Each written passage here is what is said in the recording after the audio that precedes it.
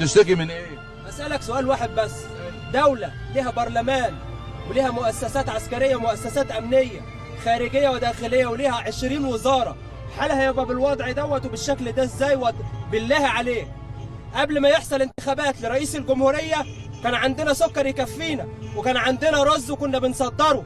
ايه اللي حصل؟ راح فين وجه منين؟ عايزين نفهم. نتفرج على التلفزيون نلاقي مصر فيينا، ننزل في الشارع نلاقيها بنت عم الصومال.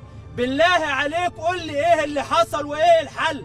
الناس اللي فوق اللي رايحين يحتفلوا، لا مؤاخذة رايحين يحتفلوا جايبين 38 وفد يصرفوا عليهم 25 مليون جنيه، والمواطن الفقير مش لاقي كيلو الرز في الشارع. هل ده يرضي ربنا؟ ده ربنا يوم القيامة هيجيب الناس يقول أين ملوك الأرض وحكامها لمن الملك اليوم؟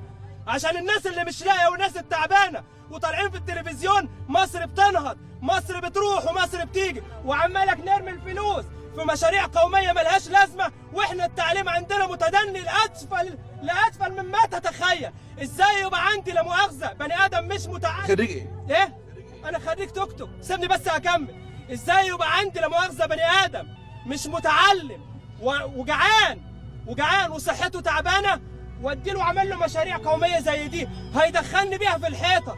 أول هام 3 حاجات عشان البلد تنهض: تعليم وصحة وزراعة. البلد دي لو المواطن لقي ال3 حاجات دول أقسم لك بالله ما يقدر عليه غير ربنا. احنا من 100 سنة بس اليابان جت تدرس النهضة المصرية. حرام مصر يتعمل فيها كده، حرام مصر يتعمل فيها كده. بالله عليك دي مصر، دي مصر، دي مصر يا جدعان اللي كانت مسلفة بريطانيا، تاني دولة في العالم عملت خط سكة حديد. يبقى حالها كده مصر اللي كان الاحتياطي النقدي بتاعها أكبر احتياطي نقدي في العالم يوصل الحال بيها كده.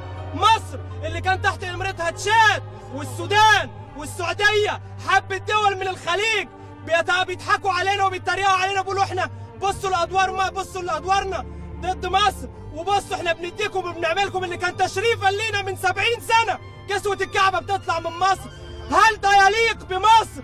هل ده يليق بمكانة مصر؟ مفيش حد قلبه على مصر ولا بيحب مصر يقول لا حرام، ما يرضيش ربنا. شوية تجار ضحكوا على الناس بحجة الوطنية والديمقراطية والعدالة الاجتماعية وعهودهم بعيدة كل البعد عن الديمقراطية والعدالة.